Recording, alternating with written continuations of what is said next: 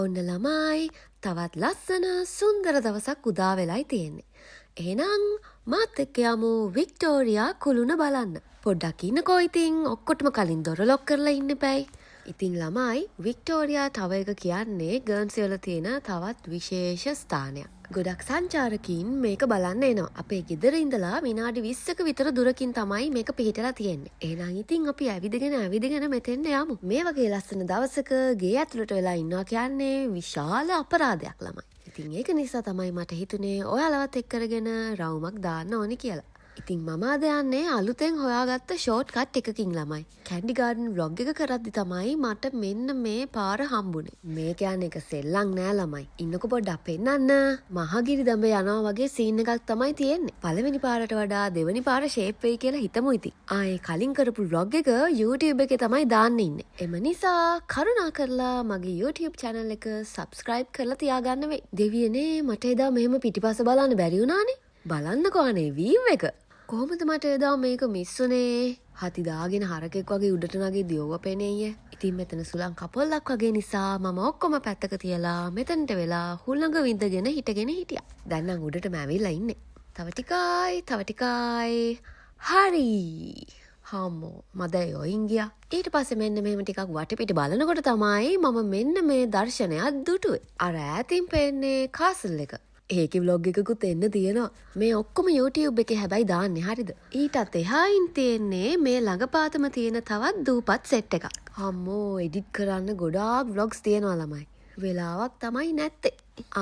දැන් කියමු බලන්න කාටද මෙන්න මේ බිල්ඩින් එක මතක කියලා. මගේ භූත කෝච්චියේ vlog එක බලපු කට්ටිය නම් දන්නවා. මතකද අර ඉස්කෝලේක ඉන්නවා කියපු හොල්මන? එන්නේ ඉස්කෝලේ තමයි මේ තියෙන්නේ. ඒ ගමන්න සරත් ඍතුවේ ලස්සන තමයි ඔයාලට මේ පේන්නේ.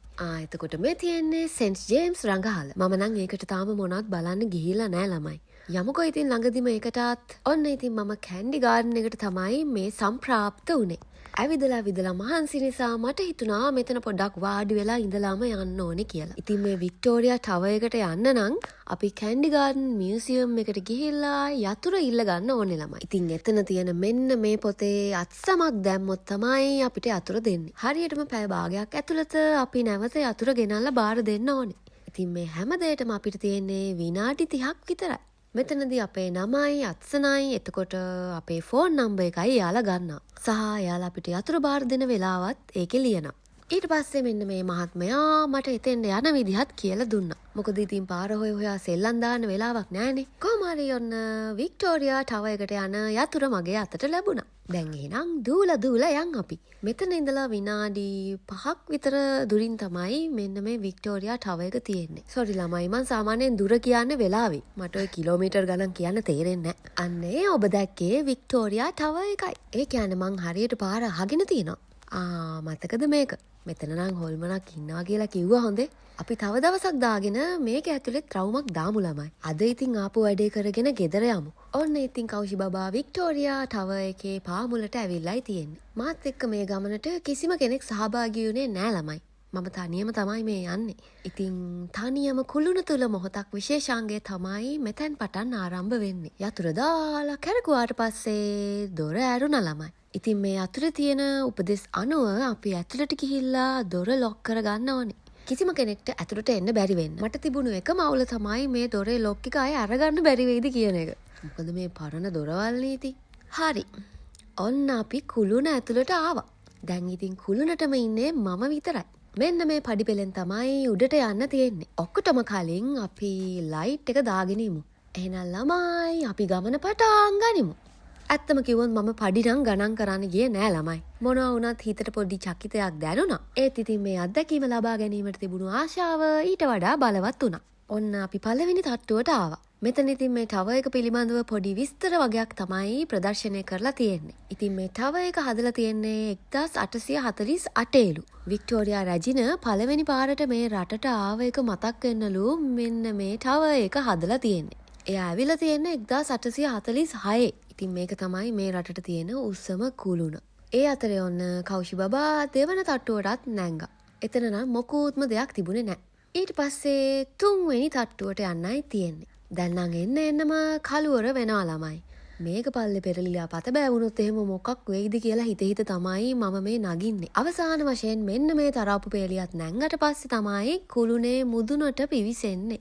මේ ඉක්මනට මෙන්න මේ දොර ඇරලා හොඳ හුස්මක් ගමු. මේ අවස්ථාවේදී නම් මට ඇත්තටම අමුතු ජයග්‍රාහී හැඟීමක් දැනුණ ළමයි. මෙතෙන් පටන් අපි අවට සිරි නරඹමු. රට වටේම ලස්සනට බලා ගන්න හොඳම අවස්ථාව තමයි මේක. ඇත්තටම හරීම ලස්සනයි ළමයි. අපේ ගෙවල් තියෙන්නේ අන්න අර පැත්තට වෙන්න. අන්න අර ඈතින් පේන්නේ කාසල් එක. ඔක්කොටම වඩා මගේ හිත ගියේ මෙන්න මේ සෙමෙට්‍රි එකට. ඒකේ නම් රවුමක් දාන්නම ඕනේ. එතකොට මේ තමයි කුළුනේ මුදුන පේන ආකාරය. එතෙන්න නගින්න බෑ, ඒ දොර වහලා තියෙන්නේ. මේ තියෙන්නේ කුළුනට පේන තවත් පැත්තක්. මෙතන පුදුම හුලඟක් තිබුණේ. තා පොඩ්ඩෙන් කෞෂි බබා ගහගෙන යනවා. හුලඟ කොච්චර සැරද කිව්වොත් ළමයි මගේ කන් දෙකත් රිදෙන්න ගත්තා. ඔක්කොටම වඩා මම බය වෙලා හිටියේ ෆෝන් එක අතෑරෙයි කියලා. කාට කියන්නද? එතකොට මේ පේන්නේ රටේ තවත් පෙදෙසක්. ඉතින් ඒ විදිහට මම මේ කුළුන වටේම ඇවිදලා බැලුවා. ඇත්තටම ළමයි මම ගොඩාක් සතුටු වෙනවා මේ ගමන ආපු එක ගැන. හරිම ලස්සන සුන්දර අත්දැකීමක්. වෙලාව යනවා දැනුනේවත් නෑ ළමයි. කිව්වට විශ්වාස කරන්න පැය භාගයක් වෙන්නත් ළඟයි. එහෙනම් දැන් අපි ඉක්මනට දුවලා යමු. නැත්තම් අර මියුසියම් එකේ කට්ටිය හොඳටම කලබල වෙයි. ඊට පස්සේ ඉතින් ඔන්න උඩ තට්ටුවේ දොරත් වහලා මම හනිකට පල්ලෙහාට බැස්සා. ඒ උපදෙස් මාලාවේ තිබුණ විදිහට ලයිටුත් ඕෆ් කරලා තමයි එළියට එන්න ඕනේ. ඒව කරන්න තව කවුරුත් යන්නේ නැහැ. මෙන්න මේ අවස්ථාවේදී නම් මගේ හද ගැස්ම ටිකක් වැඩි වුණා. දොර අරගන්න බැරි වෙයි කියලා. හම්මේ එළියට ආවා. කොහමද ළමයි ඉතින් කුළුනේ අත්දැකීම? මං හිතනවා ඔයාලත් මං වගේම එන්ජොයි කරන්න ඇති කියලා. දැන් ඉතින් මතක් කරලා දොර හොඳට ලොක් කරලා එළියනුත් කුළුන වටේ රවුමක් යමු. එළිය නම් ඉතින් විශේෂ මොකුත් බලන්න තිබුණේ නැහැ. ඒත් ඉතින් ගමන සම්පූර්ණ වෙන්න බෑ. එහෙනම් ඔන්න කුළුනත් බැලුවා. කෝකටත් කියලා මං ආයෙම දුවලා ගිහිල්ලා දොර ලොක් වෙලාද කියලා තහවුරු කරගත්තා ළමයි. එතකොට හිතට හොඳයිනේ. එහෙනම් වික්ටෝරියා ටවර් එක අපි යනවා. මීළඟ කාර්යය තමයි යතුරු බාර දීම. ඉතින් මං දුවලා කැන්ඩි ගාඩන් එකට ගියා. මෙන්න මේ හරියදී යාලා මට කෝල් කරා කියන්නකෝ. මං කිව්වා මේ ළඟ ඉන්නේ කියලා. ඇත්තටම ඉතින් ළඟ තමයි හිටියේ. ඉතින් ළමයි හරියටම විනාඩි 30ක් ඇතුළත මම යතුරු බාර දුන්නා. ඔන්න ඉතින් ඒ අයටත් ටටා බායි කියන ගමන් මගේ ටවර් එකේ vlog එක මෙතනින් නිමා කරනවා. එහෙනම් ළමයි මම යනවා. බයි.